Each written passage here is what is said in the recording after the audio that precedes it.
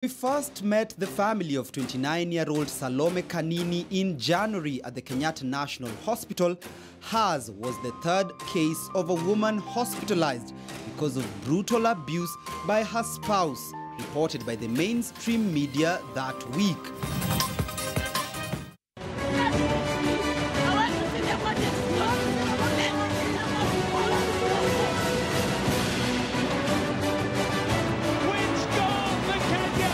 Now, 13 members shy.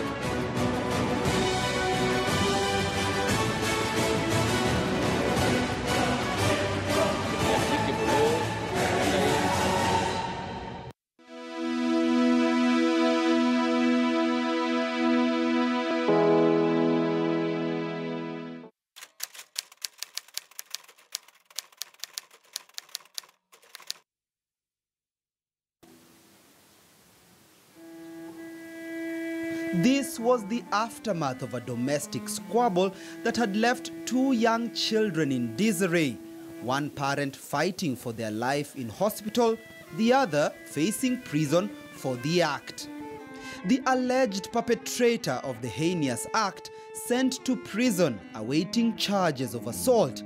35-year-old Stanley Ndwati, who until October 2017 had been friend, lover, soulmate and husband to his wife of 5 years, would turn violent, attacking Salome at a house they once shared in Ongata Rongai, pouring petrol on her body before setting her ablaze. Nikamwangalia kwa madirisha, nikamuuliza kwani unataka kumuua?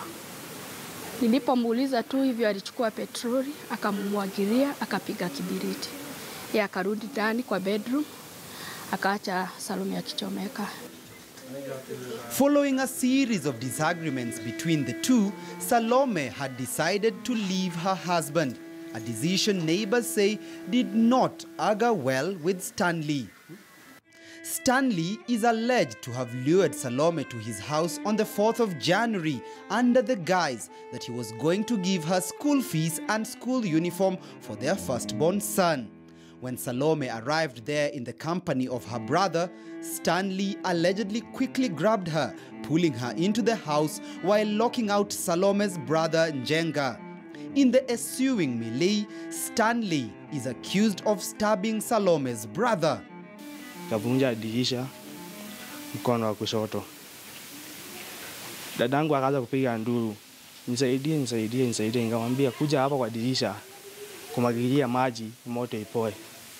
Akakuja hapa kwa dirisha. Kuja kwa dirisha nikamwagilia maji. Nikamwambia ngoja nivunje hii dirisha kabisa ndio upite. Akapita kwa dirisha, akapanda juu, akauka kwa dirisha, nikamshika nikamweka chini. Salome would be rushed to the burns unit of the country's largest referral hospital, desperately fighting for her life. Ninaamini Mungu mkubwa. Yeye alimchoma nyama, lakini Mungu ndiye ako na roho yake. Ninaamini ataamuka kwa jina la Yesu.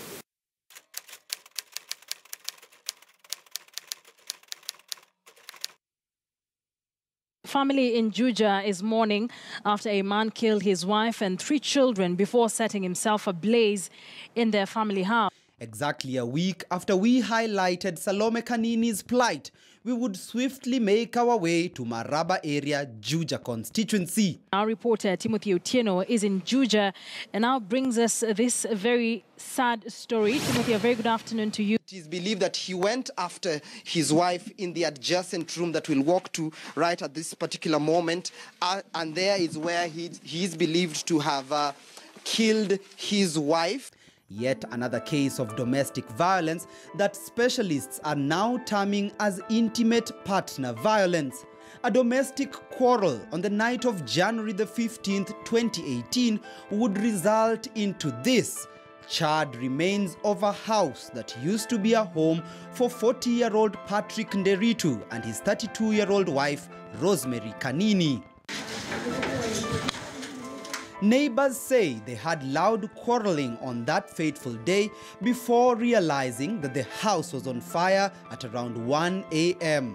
Patrick is said to have beaten his wife before stabbing her several times on the back. He is said to have turned his wrath on his own offspring, beating to death the couple's 3 children, twins aged 4 years each, and their 7-year-old brother, before pouring petrol on the house and himself and setting the place ablaze. Tukaona sasa hao ndio watoto wameshauawa hako hapa chini, lakini hawana jeraha lolote la moto, lakini tayari wameshauawa. Unaona hata mmoja ametokea sasa, amegongwa, hujui ni kama ni nyundo imemgonga ama ni nini, damu imetokea hata kwa kichwa. Nasitikika asubuhi ya leo niliposikia kwamba wamekufa.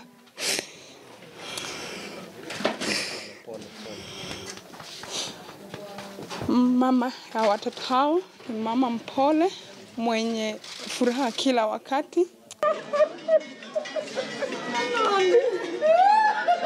Neighbors were left shocked from the senseless act and reported that the couple had borrowed close to 1.5 million shillings from friends and family, which Patrick had planned to invest in a tender to supply building material to an unspecified Kenya Defence Forces camp. But the deal was a scam. The fury sending Patrick into an emotional murder and suicide spree.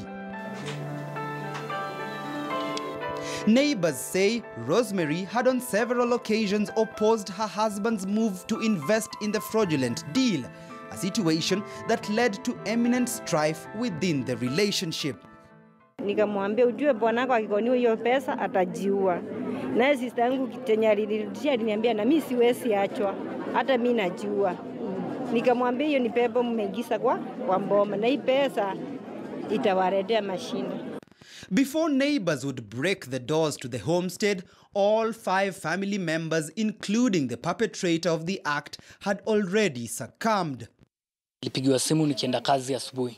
Sasa nikaambiwa bradhangu amesema nikuje ati kwake nikam nimuone. Because tunafanya kazi na yeye. Sasa yeye ndio mkubwa wetu sana, akasema anataka ati kuniona. Sasa ni kama hao watu walikuwa huko walikuwa wamejua ati kumechomeka. Sasa yenye nilikuja kufika pale hivyo nikapata watu wamejaa hapa kwa gate. Sasa mimi kuingia nikapata tu kuko tu hivi, nikapata kama watu wamepelekwa mochari.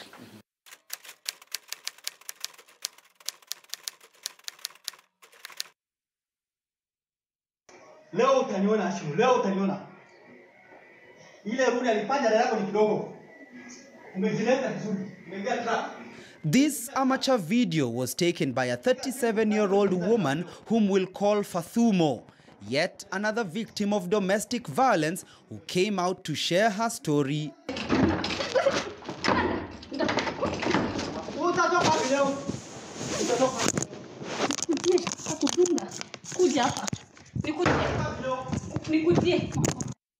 Her husband of 20 years had allegedly been abusing her physically before she decided to leave him. Tulikuwa na shida kwa miaka kadhaa, hata maneno kesi yetu kukotini kadhi Scott.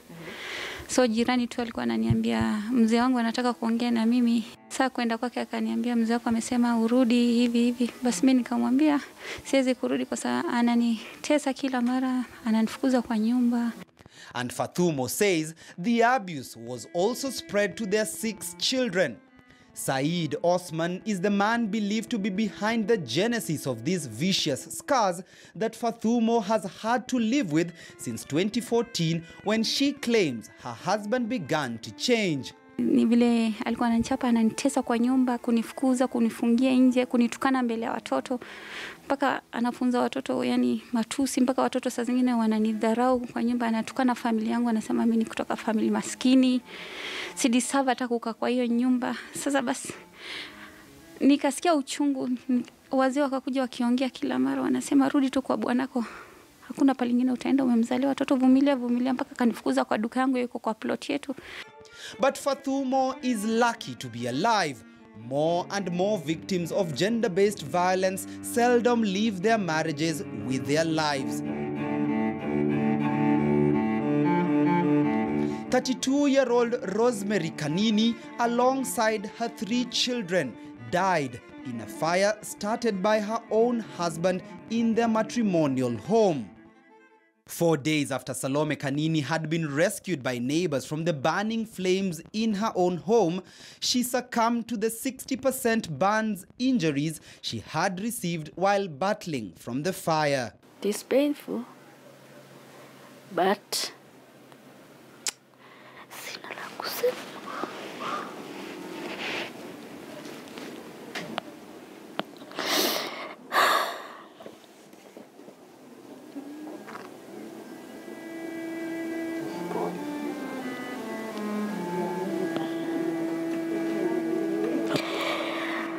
Sikuwa na expect atuache.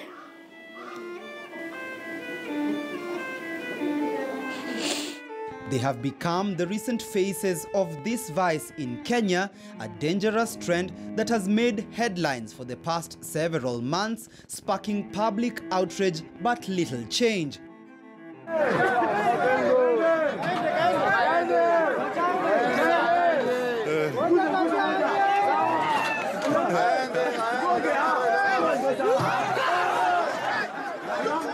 Gender-based violence has morphed over the years from just physical assault to an array of sexual, emotional, and psychological abuse. According to the Protection Against Domestic Violence Act of 2015, there are 21 different types of violence, including child marriage, female genital mutilation, sexual violence, forced marriage, defilement, economic abuse, stalking, verbal abuse, forced wife inheritance, and even interference from in-laws, among many more. A report by the Kenya National Cohesion on Human Rights conducted last year among 421 respondents revealed that of all the different forms of gender-based violence, domestic violence ranked highest within the population at 29% of those sampled. Physical assault came a close second, with just 12% indicating that they had undergone sexual assault in their relationships. Michael Gaido, who works for LVCT Health, a non-governmental organization that champions against gender-based violence, especially sexual violence, agrees with the report. In 2014, in what we call Kenya Demographic Health Survey, they were able to demonstrate that 39% of women had undergone some form of physical violence. It's a violence so punitive, it made headlines yet again in February 2016 when a video of this woman, Justa Kawira, went viral.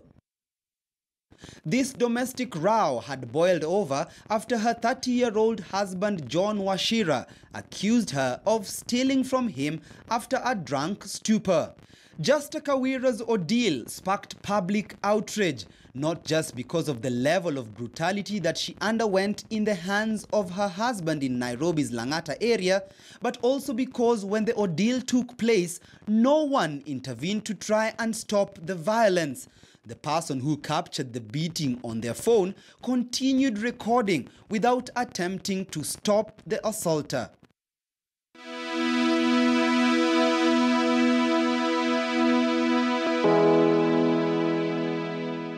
With each worrying story, a trend has seemingly emerged.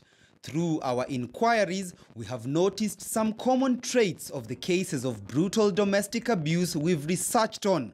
One common characteristic is that the cases are rampant among middle-aged couples who often are categorized under the middle-income earners. It's, however, important to note that anti-gender-based violence champions like Michael do say that the violence is widespread among all cadres of life, only that high-income earners tend to shy away from speaking about the violence in public. It is also common that the violence often begins with verbal abuse before slowly metamorphosizing into full-scale physical assault. This is true in Fathumo, Rosemary and Salome's cases, all of whom neighbors say had raised concern about the deteriorating state of their individual marriages. Wamekuwa wakisumbuana for a long time, we have been casing. Sasa ndio akafikia mahali amekuwa akimudhirete na anataka kumuua, anasema ataua mpaka watoto. In all cases, it is on record that the violent spouse at one point or another had threatened to either commit violence against the spouse or even in some instances had threatened to kill the spouse as well as the children. Nikamwambia ujue bwanako akikoniwa hiyo pesa atajiua. Na sister yangu kitenyarirudishia aliniambia na mimi siwezi achwa. Hata mimi najua. Nikamwambia hiyo ni pepo mmeingiza kwa mboma na hii pesa itawaletea mashine. Kenyan households